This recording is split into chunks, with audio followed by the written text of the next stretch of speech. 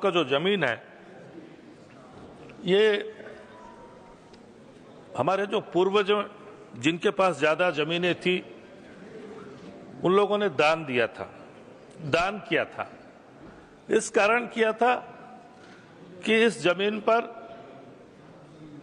कुछ डेवलपमेंट काम होगा, गरीबों का काम होगा, कुछ हॉस्पिटल्स बन सकते हैं, मदरसा बन सकते हैं, मस्जिदें बन सकती हैं, या फिर जहां कब्रिस्तान का समस्या रहता है, असुविधा रहता है, वहां कब्रिस्तान बन सकता है।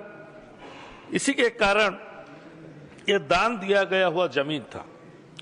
तो इतने सालों से मैं कभी उस एक्ट के अंदर नहीं जाना चाहता, क्योंकि काफी एक्ट के बारे में माननीय सदस्य सब बता चुके हैं। मैं इस एक्ट के अंदर घुसना नहीं चाहता, कौन से एक्ट में क्या लिखा है। लेकिन इस वक्फ बोर्ड को, या हर राज्य में जो वक्फ बोर्ड है, उसको सिर्फ मुसलमान, माइनॉरिटीज मुसलमान ही चलाते थे, उसको मैनेजमेंट करते थे, और आज तक ये चले आया था। हाँ, हो सकता है कि बहुत से राज्यों में गड़बड़ी भी हुई है, बहुत से राज्यों में समस्या भी हुई है, दूसरी जगह जमीनें हड़पी भी गई हैं, वो बात ठीक है, उसको ठीक करना जरूरी है, वो सबका दायित्व है कि उसको ठीक किया जाए।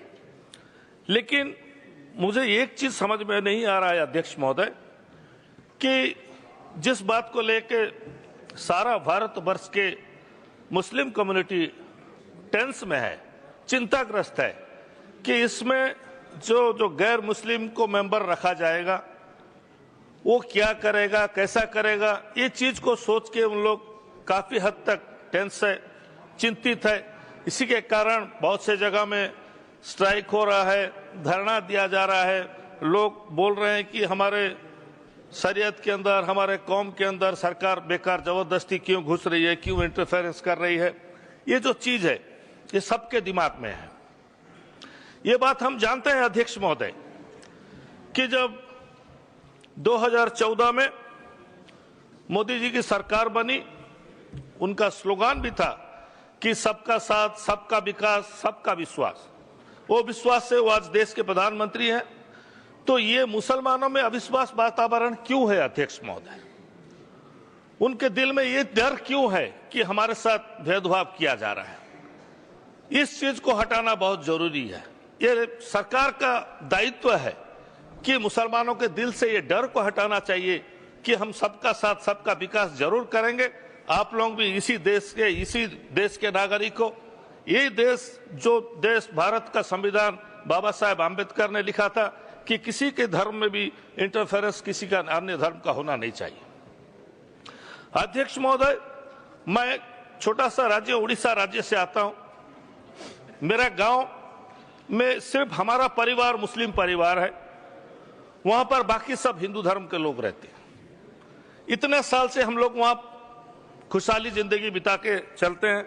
जब गांव की मां ठकुराइन का पूजा होता है, यात्रा होता है, तो हमारे परिवार से कोई ना कोई एक नंबर आदमी वहां खड़ा रहता है, तब वो यात्रा निकलता है। उसका मतलब है कि भाईचारा है, उसका मतलब है हम लोग सब एक हैं।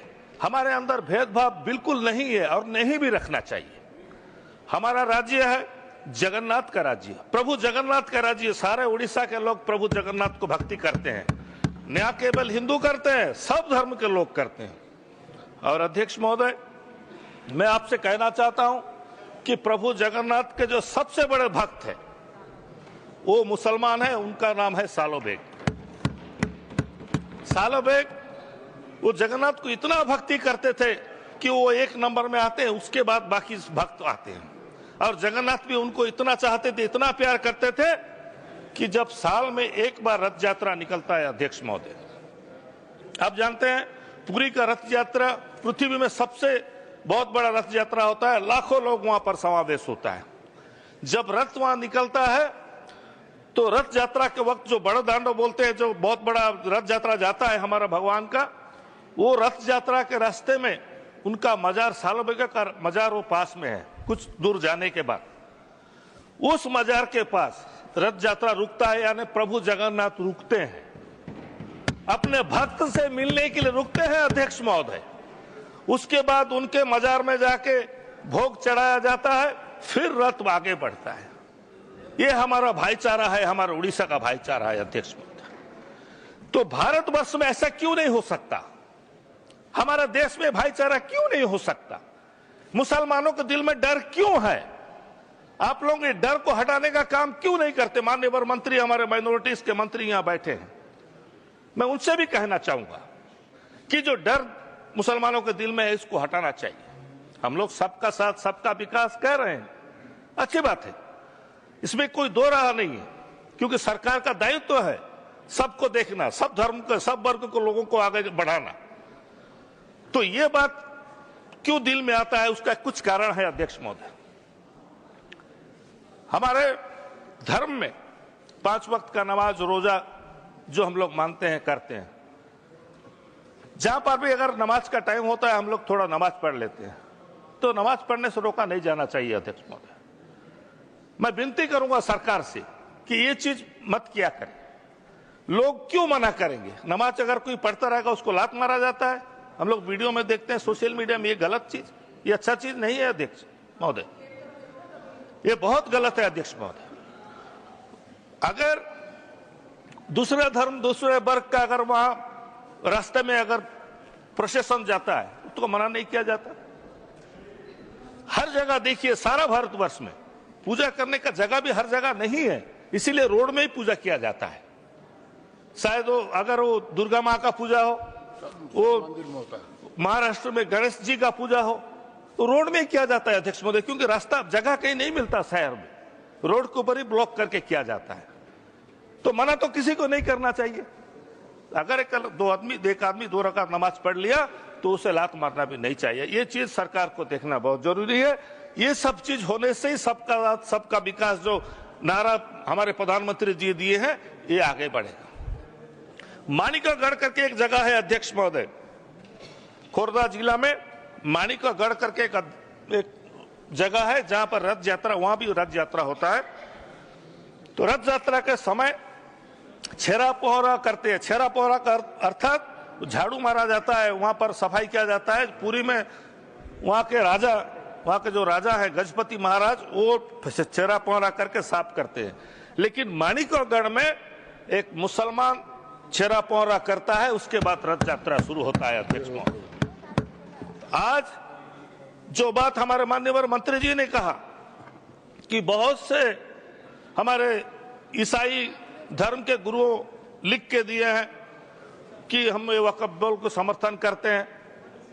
उन्होंने कहा कि केरला में एक ऐसा इशू हुआ था, कुछ जगह में कुछ लोग बस गए हैं, जो जगह की वक्फ बोर्ड का है वो प्रॉब्लम है, उसको सॉल्व करने के लिए उन लोग सब लिख के दिए हैं कि हम लोग ये वक्फ बिल को समर्थन करते हैं। मैं मना नहीं कर रहा हूं, अगर कोई धर्म के लोग अगर लिख के दिए समर्थन कर रहे हैं, उसमें कोई दो राह नहीं है। लेकिन जब वही ईसाई धर्म के लोग, जब कोई उसमें अगर धर्म में जोग देने जाता है या वो शामिल होने जाता है, तो उसको अपोज फिर क्यों किया जाता है? हर इंसान का स्वाधीनता है, कोई भी इंसान कोई भी धर्म पालन कर सकता है, उसमें हमारा संविधान में है, उसको अटकाने का कोई जरूरत ही नहीं है। अध्यक्ष महोदय, आज बहुत से ये जो बिल में अलग अलग प्रॉब्लम्स आया है, जो हमारे माननीय सदस्य सब यहाँ पर डिस्कशन किए और बताए कि कौन कौन सा समस्या है।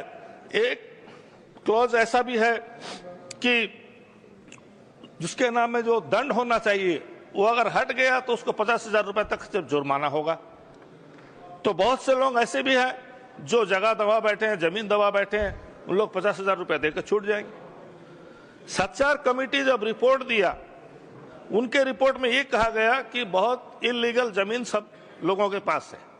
सबसे ज्यादा जमीन सरकार के पास है। सर, अगर सरकार के पास अगर इतना जमीन है, सरकार अभी अगर ये बिल अगर पास हो गया, वहां से हो गया, यहां भी आपका मेजॉरिटी हो सकता है, तो सरकार के पास इतना जमीन है, ये जमीन तो सरकार छोड़ेगी नहीं, ये जमीन तो ले लेगी।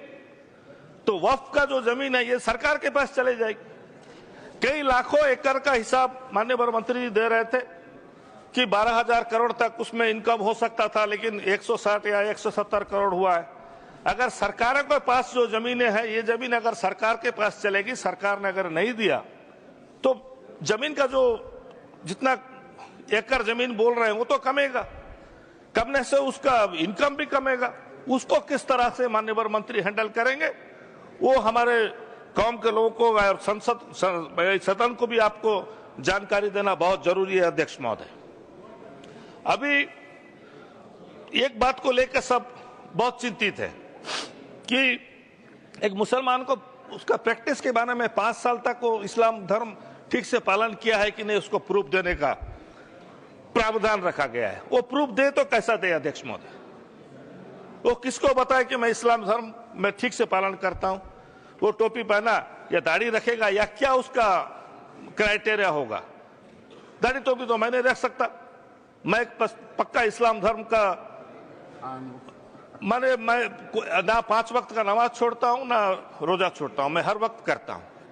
लेकिन इस चीज को जो कि 5 इयर्स का दिया गया है प्रैक्टिस मुस्लिम जानने के लिए, ये चीज को भी प्रावधान को हटाना चाहिए, कम से कम इस चीज को हटा देना चाहिए। मान्यवर मंत्री यहाँ बैठे हैं, मैं उनसे गुजारिश करूंगा कि कम से कम इस चीज को हटा देना चाहिए कि वो अपने आप को कैसा प्रूव करे कि वो इस्लाम धर्म में 5 साल है, 5 साल उसका प्रैक्टिस कर रहा है। इस चीज को हटा देना चाहिए। अध्यक्ष महोदय, मैं उम्मीद करूंगा कि जो बात आज मान्यवर मंत्री जी बोले कि इस बिल पास होने से, इस बिल के वजह से गरीब मुसलमानों को बहुत मदद होगी। अगर सचमुच ऐसा हुआ तो जरूर इस देश के मुसलमान भी आपको यकीन करेंगे और उम्मीद करेंगे कि आप एक चीज गारंटी आपको देना पड़ेगा या सदन को आपको एश्योरेंस देना पड़ेगा, जो ये बिल पास होने के बाद ये जो जमीनें हैं, ये जमीनें किसी और दूसरे को दिया नहीं जाएगा। ये बिल वक़्फ़ का जमीन वक़्फ़ के अंडर में ही रहेगा, मुसलमान के अंदर में रहेगा।